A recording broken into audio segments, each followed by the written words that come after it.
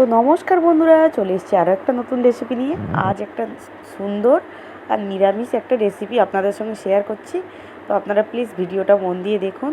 এখানে দেখুন দুটো টমেটো, আর এখানে নিয়ে নিয়েছি কয়েকটা কাঁচা লঙ্কা, 3টে কাঁচা লঙ্কা নিয়েছি, আর এখানে আদা নিয়েছি, আর কয়েকটা আমন্ড বাদাম নিয়েছি। তো বাদাম ওই 7-8টার মতন দিয়ে ভালো করে সিদ্ধ করে নেবো। তারপর জলটাকে ফেলে দিয়ে টমেটো খোসাগুলো ফেলে দেবো। আর আমন্ড যে বাদামের ওই খোসাগুলো দেখবেন সিদ্ধ করলে এমনি উঠে যাচ্ছে, ওগুলো ফেলে দেবো। দিয়ে আমি এবারে মিক্সচারে ভালো করে পেস্ট করে নেবো। নেওয়ার পর ওই যে কড়াই ফুলকপিটাকে ওই জলেতে একটু সিদ্ধ করে নেবো। তো নিয়ে হালকা করে সিদ্ধ করব, বেশি সিদ্ধ করতে লাগে না। তো হালকা করে সিদ্ধ করে নেওয়ার পর তুলে নেবো ছেঁকে। তারপর কড়াইতে তেল দিয়ে এখানে আলুটাকে লাল লাল করে ভেজে নিলাম, নিয়ে ফুলকপিটাকে লাল লাল করে একটু ভেজে দিয়েছি। নিয়ে দেখুন এখানে গোটা গরম মশলা দিয়েছি, এলাচ, লবঙ্গ আর দারচিনি। তো সবগুলো মশলা দেওয়ার পর আমি এবার ওই যে পেস্টটা বানিয়ে রেখেছিলাম ওই পেস্টটাকে আমি দিয়ে দিলাম।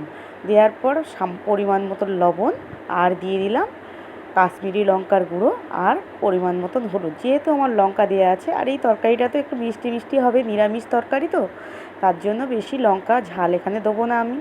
তো দিয়ে ভালো করে কষিয়ে নেবো। নিয়ে দেখুন এইবারে আমি জল দিয়ে দেবো। জল দিয়ে আর এই যে তরকারির মানে যে গন্ধটা, মানে মশলাটা যে বাটা হয়েছিল, ওই যে গন্ধটা এত সুন্দর, আপনারা না করলে একবার বুঝতে পারবেন না। আর ওপর থেকে একটু কসুরি মেথি ছড়িয়ে দিয়েছি।